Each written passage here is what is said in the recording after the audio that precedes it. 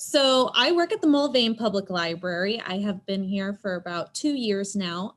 Before that, I was a teen librarian in Indiana for 2 years. So just a little over 4 years for me in the library world. And I just graduated with my MLS back in December. So almost a year ago. As far as culinary experience, I have none. I'm not a cook. I don't have patience for cooking. I like to bake, but mainly because I like eating the food after I bake. Um, so I would not say that I am a professional food person in any way, but I love to eat, as most people do. So that's kind of where I'm at as far as the food world. So the idea for our big cooking program was kind of a group effort. This is mainly because as a group, we like to sit around, eat, and talk. We were doing some food programs already, such as cookbook, recipe swaps, taste tests, cooking decorations, etc. But we just kind of wanted to level up the experience because we wanted to see more hands-on things, really. That's what we kind of wanted to do. Our library was built in 2015, 2016. So we already had a lot of infrastructure in place that made the cooking classes possible. In our programming room, we have like outlets spaced on the floor. So I had lots of places to plug in. We have a dishwasher and a full-size fridge in our break room. That also made things a lot easier for me. So we already had a lot of things in place. We just needed to kind of expand on it. So I started looking up grants to kind of fund this. It is mostly funded by grants. We're very fortunate. I came across the Cargill grant when I was looking up Wichita companies, and they had, they have a passion for nutrition and education on food. So that kind of aligned with what we wanted to do in our program. So just was kind of a match made in heaven. We got about $2,300 from Cargill to purchase our cooking sets. And then we also, at the time, so this was May 2019 when we got the grant from Cargill. We also then applied for a Kroger grant, and they gave us $500 worth of gift cards for food. So we were able to get the food funded as well. And then last December, we applied to Walmart, and we got another $3,000 to continue with the food expenses, which I'm guessing is going to last us, well, especially since 2020, kind of went away, is going to last us about 2 to 3 years. Plus, it's going to help purchase a couple more items. So we're very fortunate. We had this really funded well through grants. And so it's not a big cost to us as a library. With the Cargill grant, we were able to buy 6 sets that you can see in this picture. We were able to buy utensils such as spoons, knives, cutting boards, that sort of thing. Pots and pans. This set is kind of fun, is that they're stackable. So I can actually stack all those pots into one little unit, and it fits into that tote, which is kind of fun. We also purchased 2 griddles, 3 convection ovens, and 2 blenders. We were also able to purchase the totes and a stand for all the totes to go on for storage. With that $2,300, I purchased during the 4th of July sale. So I got things really cheap from Walmart for the most part. And since last time I did this presentation, it's a Cuisinart induction cooktop, which I personally really like for safety reasons, because if it's on and a pot isn't on it, it's going to turn off automatically like within 30 seconds. So less chance for burnt fingers, which is kind of nice.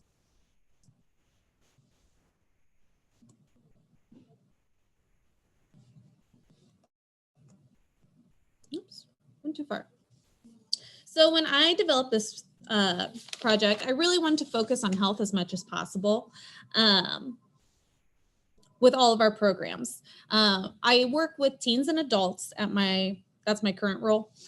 And especially for teens, because I, talking with a lot of them didn't know about, basic cooking skills, basic healthy food things. They had like a general idea, but nothing too imaginative, I would say. So I definitely wanted to focus on healthy and get them hands-on learning with all of that. For the adults, we brought in chefs from out of town or in town people. And because I am not a cook, they would not be impressed with my cooking skills. So the health part kind of went out the window with the adults, but they were still learning about unique dishes and learning about the restaurants in our community, which was always really fun. So the adult programs, as I said before, we invite a local area chef or Wichita local to our library to demo a recipe or to kind of teach a recipe. Sometimes it was on their menu, sometimes it wasn't on their menu, just kind of depended. I would ask them for the recipe in advance, so everyone goes home with the recipe, and I either whittled it down or asked them to whittle it down for 2 servings a person. The day of the event, I purchased the ingredients, I set up the room, I prep any food if that's necessary, and then at the end, I clean up the room and wash dishes. Here is from our Luciano's one. So it's kind of fun. Our room can set up for 10 people to participate if the chef is also cooking along with them. And then I set up the room for people to watch as well. So it's always a lot of fun. My teen programs are mostly led by me. I did have Chipotle come in once, and they taught the kids how to roll a burrito. So that was pretty fun. We made salsa and we made guacamole. I brought in a crock pot and an Instapot with black beans and rice. And then Chipotle came with the tortillas and taught them how to roll. Gave them some free stuff. It was really fun, and they really liked that. It's basically the same setup. I buy groceries, set up the room, prep any food, and then I do a lot of dishes at the end. I try to have them help me with the cleanup. Sometimes that makes more work for me than you would think, but they try really hard. And so, yes, they can help me clean up the room. And I've been really surprised with my teens. They've done a really awesome job. They are really careful with, the burners. They're very careful with the knives. They don't really do dumb things with them because they know that this is kind of a privilege. And if I see them, I'm trying to cut off their fingers, I'm going to kick them out. But I've been really surprised with individuals too. The kids that I thought would be kind of, crazy weren't that crazy and were actually very, well-mannered. They listened, they were creative with the food. So I've been really impressed with the teens and what they have accomplished so far. And this is a good program for both boys and girls because everyone likes to eat. Kid programs, we haven't done as many of these, but it's, again, basically the same setup. We have done a lot of pancake arts and decorations. This picture is from when we did a hot chocolate science experiment, and that was a lot of fun. I would say the kid programs have been more personalized than learning stuff, but they still get the basics of food and learning a little bit about health along the way. So I'm going to go over a variety of ideas. So that's kind of our big projects that we've done, but there are all sorts of in-between things that you can do, from a big project like we have done to very small cooking adjacent programs, as I like to call them. So we'll go over all those different things. So for basic things that you will definitely need for any kind of food program, you're going to need food. You're going to need fun people, but luckily we're librarians, so we brought it. Connecting materials, tables and chairs, and then olive oil, because I really couldn't think of anything, but also you should probably have olive oil. So cookbook swaps. So most of these that we have done in the past. Now I have read a couple people doing it now, but since COVID, you can't really have people in with actual food. They're still just swapping recipes, whether it's just gathering them and then redistributing. So you can kind of still do this now in the time of COVID, just not as hands-on or with actual food. But different cookbook swaps we have done are Crocktober. So crock pot meals in October. It's really fun on multiple levels. One, it's a hilarious name because it's crock pots in October. Love it. Sweater weather plus chili recipes. I mean, it's an all-around win. And what we do with this and our other one is people come with their dish, they sign up, they bring their dish, and they also bring a copy of the recipe. And then we run and we print off copies for everyone. So everyone kind of goes home with a new cookbook of all the recipes that they tried at this event. Read It and Eat is something that we host in the spring, very similar. We encourage it to be from cookbooks that come from our collection, or magazines from our collection, but we don't make that like a true and fast rule, just something we encourage. Other ideas I have seen, but we have not really done, are cookie swaps. So everyone brings in, 2 to 3 dozen cookies, however many people have signed up. And then everyone leaves with a cookie from everyone. So they leave with all the different kinds of cookies that everyone brought in, plus the recipes. This would be really fun right before the holidays. So people know kind of what they want to make for Thanksgiving and for Christmas or the New Year.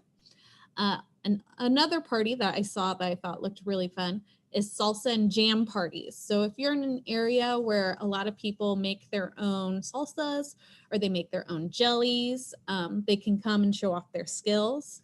This would also be a great way to figure out who you can bring in to teach how to make those things. I also feel like salsa and jam also leads to really fun music to play during the event, but that's just me. So there's lots of different things, and I feel like this is a fairly common program that people do, but just some ideas of what you could do.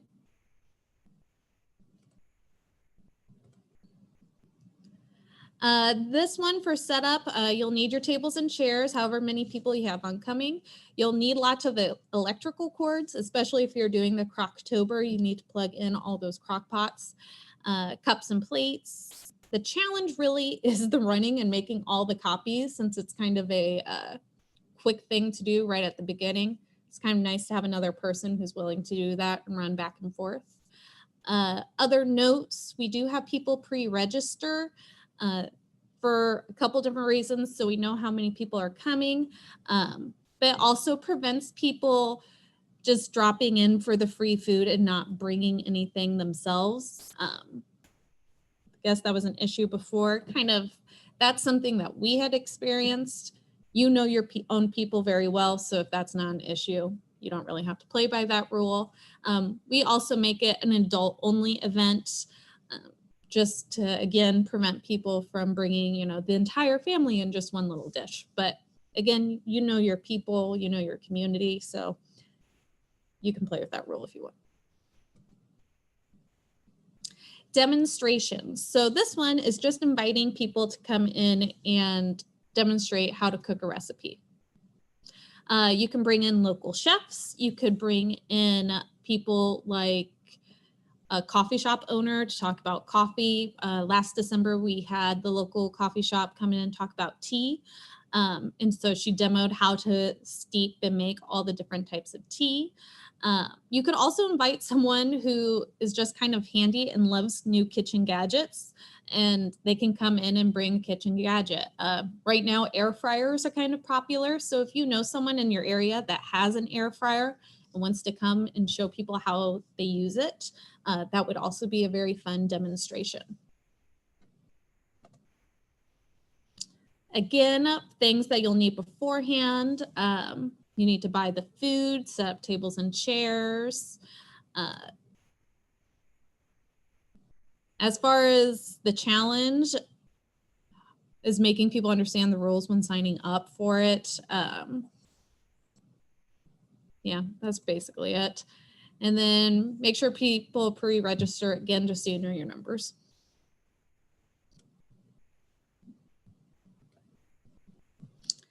Assembly only recipe.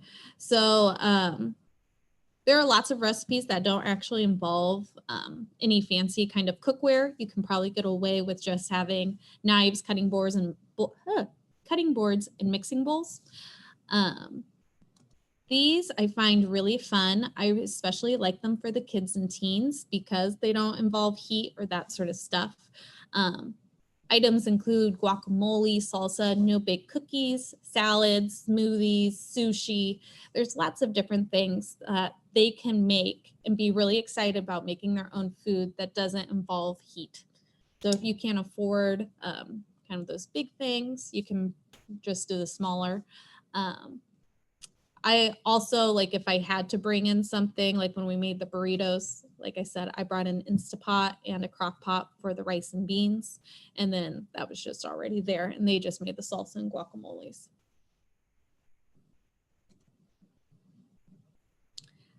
Again, pretty much same setup, tables, chairs, purchase the food. I really like assembly only. Those are probably my favorite ones. Setup is typically faster.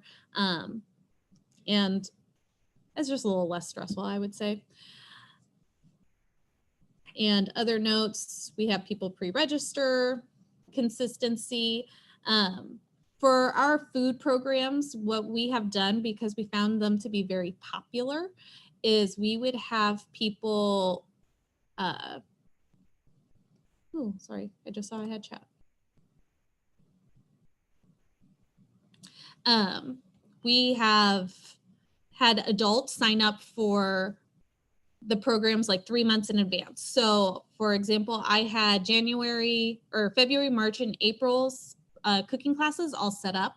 And so when people came in to sign up, they got to choose to be one active cooker. So they could be the hands-on learning, that sort of thing, for one of those programs.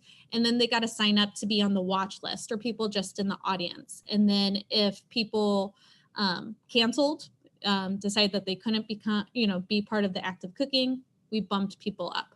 So that is also kind of a challenge, is getting people to understand that rule. But for the most part, people liked it. They thought it was more fair.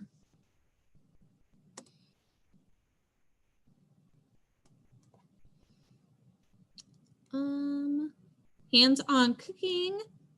So hands-on cooking is very much like the examples I was telling you before of our main cooking classes. We have had a lot of really great experiences. I've gotten to know my patrons really well through this, just because, one, it's a longer program, but it is a more interactive and social program because you have the wait times of things cooking. So you get to kind of chit chat. I've also gotten to know a lot of really great business owners in our town and in the Wichita area. So it's been just a lot of fun to just get to know all these different people.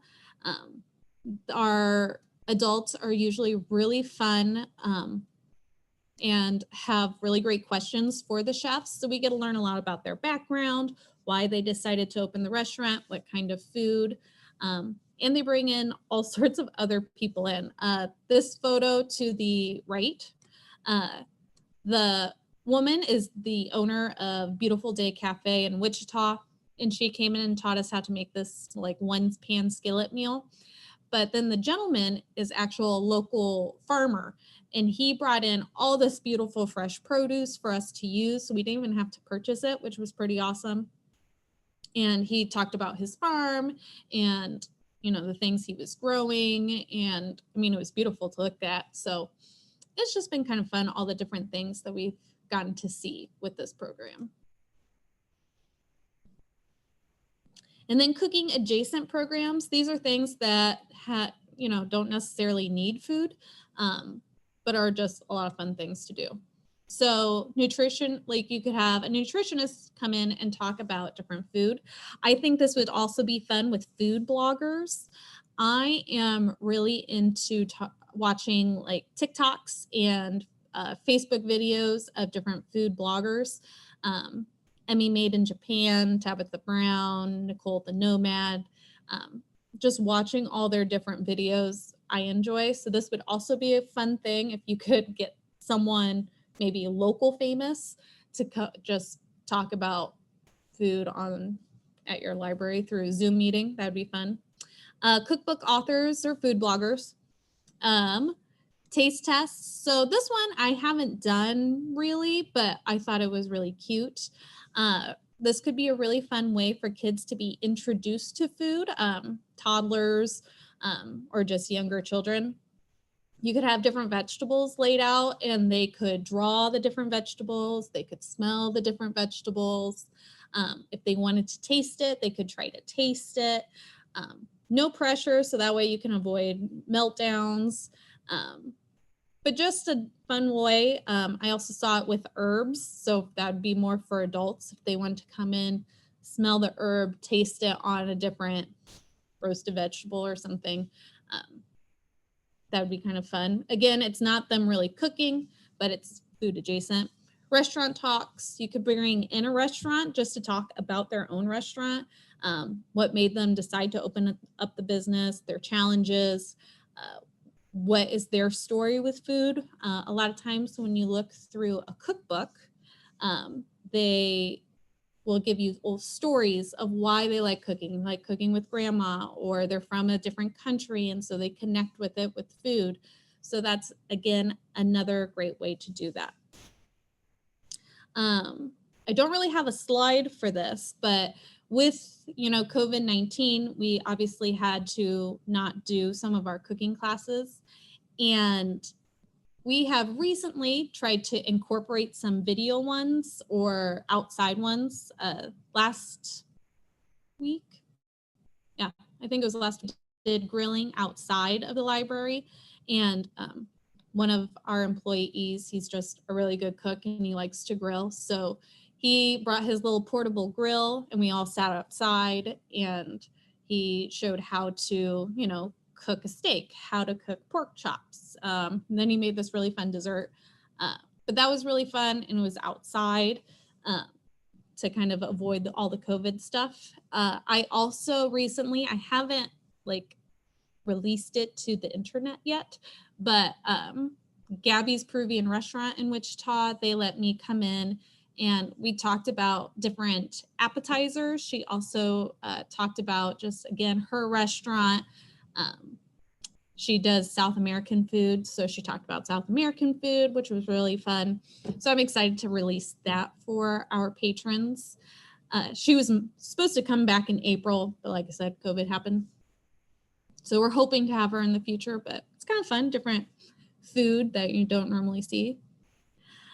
Sorry, I kind of plowed through that, but feel free to ask me any questions. You can email me there, or I can answer questions now if you want to unmic yourself or just ask in the chat.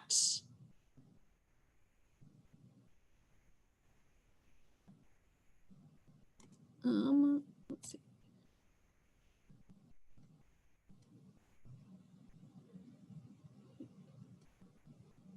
Oh, that's fun. The local newspaper. We had, someone said that we had in Wichita a news anchor that does random cooking segments and I should contact her. I feel like I tried. I don't know if I ever got into her or not.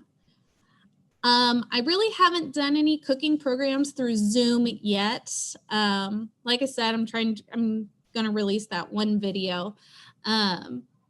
This summer, I kind of did the hand, on taste videos, the tasty videos, they'll do the hands and they'll show you mixing all the ingredients and making something. I made a couple of those videos this summer for my teens.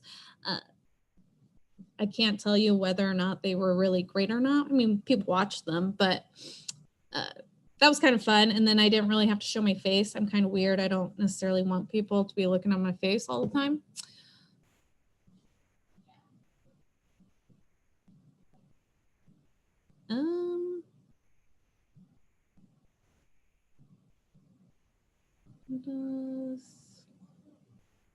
We did do the Instapot class. Oh, that's also another resource you can use. Sedgwick County Extension Center helped us with an Instapot class, which was a lot of fun. I'm sure other extension offices would also be a great resource to use. A lot of them have a health kind of thing going on anyways. And other adjacent wise, they can come in and talk about different farming techniques. That's also been a very popular program at our library. I had a guy come in and talk about raising chickens. super popular. A lot of people use it, you know, want the chickens for the eggs. So he talked about egg collection and all that. To bring in a local gardening club to talk about growing your own food. Composting 101. It's crazy popular. I was not expecting it. I kind of joke that people here must really like dead things, because composting and the funeral service program we had were two of my most popular adult programs. So I was like, oh, must be a trend of what people like. But yeah, so definitely reach out to your extension center, because they definitely have programs and can help you with all sorts of things.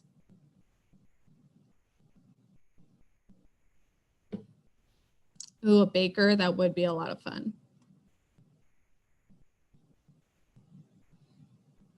I kind of feel like people are tired of Zoom too.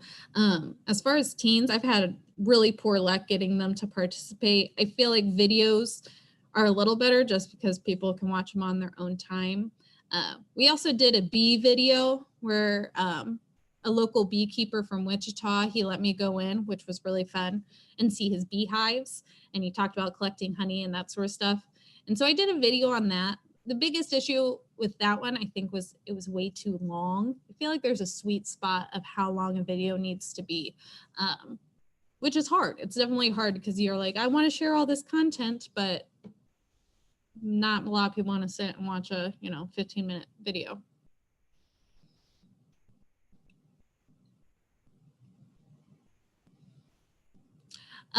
What has been most successful for me, for my teens, they loved making ramen. That was probably their favorite recipe that I had, that we made so far, as far as teens go. I kind of tied it in with anime and manga, so that was also a big draw. But also we expanded the ramen. They're so used to making the normal ramen packs, which I totally make too. But we fancified it. We made our own broth and we added vegetables and we just kind of made it bigger. And I think that was exciting for them, that they got to kind of take something that they're used to and just make it more unique than they thought possible. As far as adults, kids, we always have fun with pancake art. I mean, you can't really beat that. Everyone loves pancakes.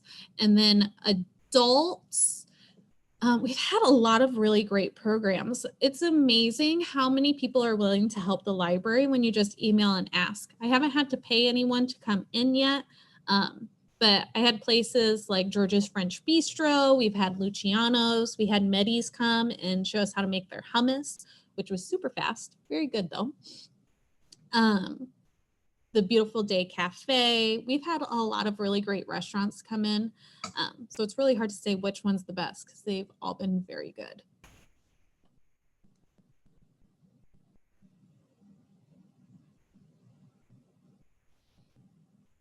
Mostly microwave items. I could see kids really liking them. It's one of the first, kitchen tools they're allowed to use, was for me anyways. So I could see how that'd be a lot of fun for them.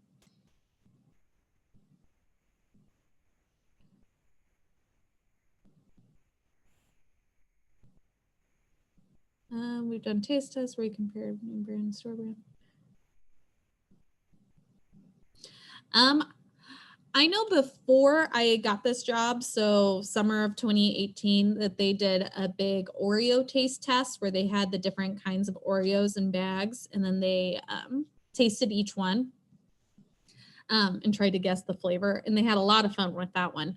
It would be kind of fun to have them compare name brand and non-name brand foods. That's actually a really great idea. That would be a pretty fun thing to do with the teens, especially since some of them feel like they would totally know. And I saw a video about water. Very funny and very interesting to watch people taste test different types of water, like the different water bottles, and it was fun. I would suggest that video.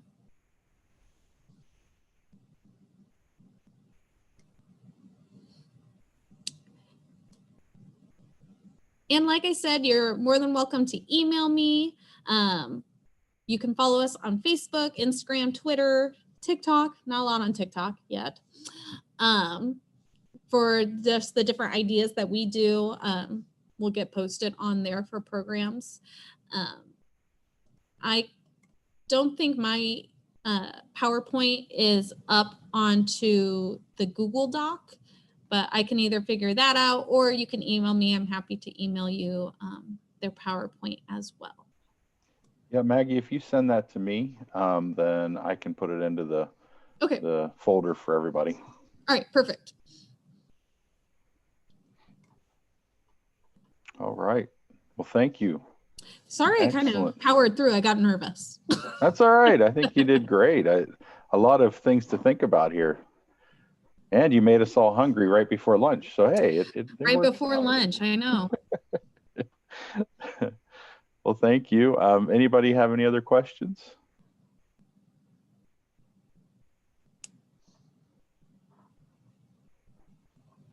Okay, well then we'll let everybody out. Let me